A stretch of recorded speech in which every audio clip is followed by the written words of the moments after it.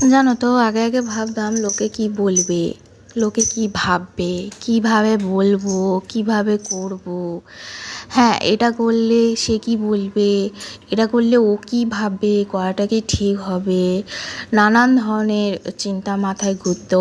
এখন এই বয়সে এই পজিশনে এসে এখন মনে হয় না বেকার ভাবতাম, সত্যি কথা বেকারই ভাবতাম। আরে কেউ তো কাউকে খেতেও দেবে না, কেউ কারোর প্রয়োজনে থাকবেও না। ইভেন তোমার তো প্রয়োজন মিটে গেলে পরে তোমার ভুলেও যাবে। তো দেন অত ভেবে কি করব, সত্যি কিন্তু তাই। তো আগে তো ভুল করেছি, এখন সেই ভুলটা রিপিট করতে চাই না। আমি সত্যিই এখন কারোরই পরোয়া করতে চাই না, বা কেউ কী ভাবলো না ভাবলো আমার দেখার প্রয়োজনও নেই। সো হ্যালো এভরিওয়ান, কেমন আছো তোমরা সবাই? আশা করি সবাই খুব ভালো আছো। আমার আরেকটি ব্লগে অনেক অনেক স্বাগত জানাই। তো দেখতেই পাচ্ছ সকালবেলা উঠে আমি কুর্নো কাটতে শুরু করে দিয়েছি, খাবার জোগাড় করতে শুরু করে দিয়েছি, কারণ আইজাকৃতির বাবা আছে বাড়িতে।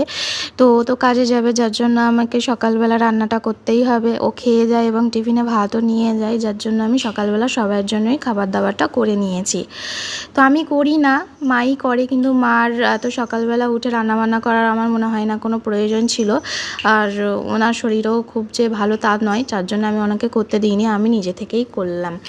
আর তারপরে তো বাচ্চারা উঠে পড়েছিল, তারপরে বাচ্চাদের কাজ সাথে সাথে অনেকটাই বেলা হয়ে গিয়েছিল। তো আমি এই সব কথাগুলো কেন বললাম, লোকেদের বিষয়ে দেখো, লোক আসবে তোমাকে না তোমার নামে নিন্দে করবে, তোমার সামনে হয়তো ভালো ব্যবহার করছে কিন্তু পিঠ পিছনে কিন্তু তোমাকে নিয়েই কথা বলছে।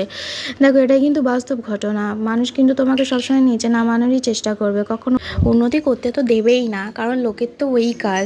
দেখো, লোক কিন্তু তোমার সত্যিই উন্নতি দেখবে না। তুমি যদি দুতলা বিল্ডিং বাঁধো, তাদের কিন্তু মনে মনে কিন্তু হিংসা হবেই হবে, কারণ তারা মনে মনে ভাবে আমরা করতে পারিনি, ওরা করলো, বা যাদের আছে তারা হয়তো ভাববে বাবা ওরা করে নিল। তাই যেটা ইচ্ছা করার তুমি করে নেবে।